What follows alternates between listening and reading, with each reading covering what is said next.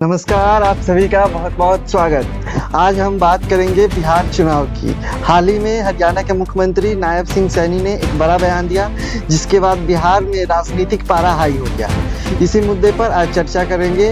हमारे साथ खास मेहमान क्षितिज जुड़ चुके हैं। क्षितिज, आपका बहुत-बहुत स्वागत। मेरा पहला सवाल आपसे यही है कि हाल ही में हरियाणा के मुख्यमंत्री नायब सिंह सैनी ने कहा कि बिहार चुनाव का नेतृत्व सम्राट चौधरी को करना चाहिए। इसके बाद जेडीयू की तरफ से पलटवार हुआ कि खुद बीजेपी आलाकमान देश के गृह मंत्री अमित शाह ने कहा है कि बिहार चुनाव का नेतृत्व नीतीश कुमार करेंगे। इसी चुनाव को लेकर आरोप प्रत्यारोप का दौर जारी है। नायब सिंह सैनी ने ये जो बयान दिया है, इसको आप किस तरह से देखते हैं? देखिए, इस बयान को इस तरीके से देखा जाना चाहिए कि लगातार पिछले कुछ समय में जो अटकलें लगातार लग रही थी कि हो सकता है नीतीश कुमार को भारतीय जनता पार्टी एक तरीके से दरकिनार करने की कोशिश करने में लगी हुई है। जहाँ पर उनके बेटे खुद उन्होंने भी कई बार इसको लेकर संदेह जताया और उन्होंने कहा कि भाजपा मुख्यमंत्री घोषित करे कि मुख्यमंत्री मेरे पिताजी ही बनेंगे, नीतीश कुमार ही बनेंगे। लेकिन अब जब ये बयान नायब सिंह सैनी यानी मुख्यमंत्री हरियाणा का सामने आया है, तो ये निकल कर सामने आ रहा है कि ये जो अटकलें थीं, इसमें मतलब एक तरीके से देखा जाए तो जो विपक्षी पार्टियां इसको भुनाने की कोशिश कर रही हैं।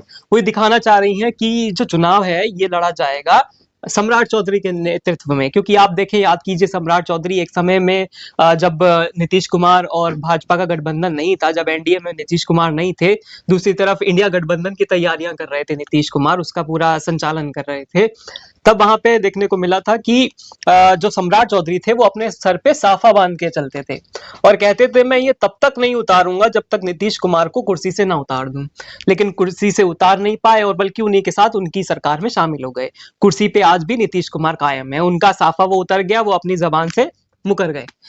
ये देखने वाली बात थी। लेकिन अब देखिए कि नायब सैनी ने जो बयान दिया, उन्होंने कहा कि ये जो चुनाव है बिहार का, आने वाले समय में हम महाराष्ट्र जैसा जैसा हमने हरियाणा में किया, जैसा हमने हरियाणा में चुनाव जीता, उसी तरीके से अब एक और नजीर बनेगा, वो बनेगा बिहार। और बिहार का चुनाव लड़ा जाएगा माननीय सम्राट चौधरी जी के नेतृत्व में, जो कि उप मुख्यमंत्री हैं बिहार में। तो उन्होंने ये कहा कि वहां पर मौजूद थे सम्राट चौधरी भी, और वो कहने लगे कि उन्हीं के नेतृत्व में चुनाव लड़ा जाएगा। अब उसके बाद चाहे भाजपा या फिर भाजपा का और कोई नेतृत्व ये भले ही कहता रहे कि जो चुनाव है वो नीतीश जी के नेतृत्व में लड़ा जाएगा, लेकिन इसको लेकर एक तरीके से असमंजस का दौर अब चालू हो गया है।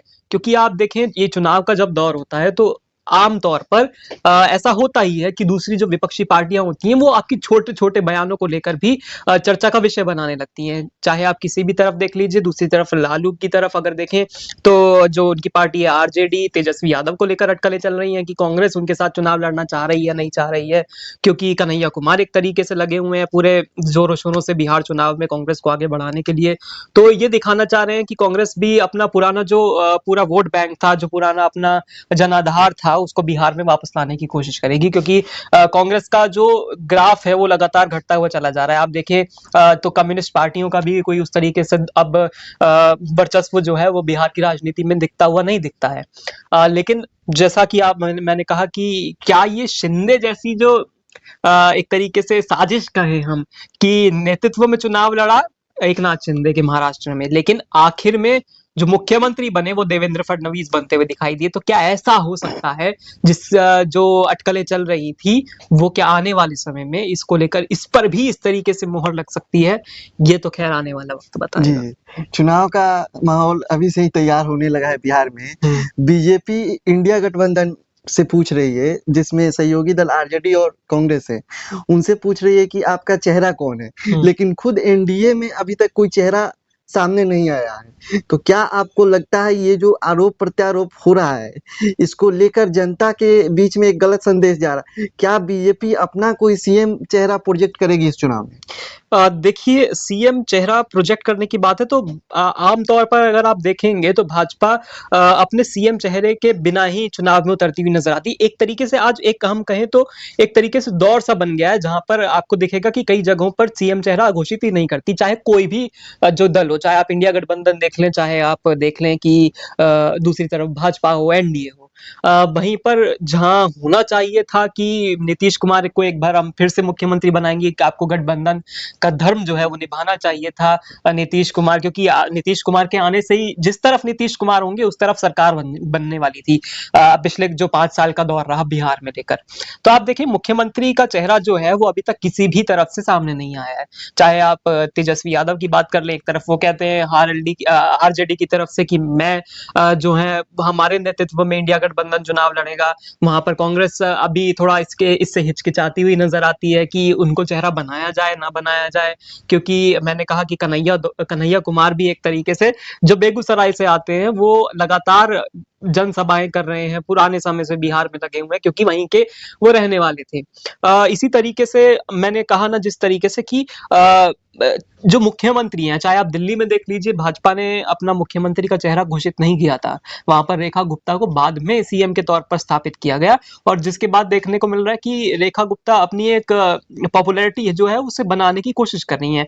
अब जब हो सकता है कि अगली बार जब चुनाव लड़ा जाए तो रेखा गुप्ता उनका चेहरा होंगी।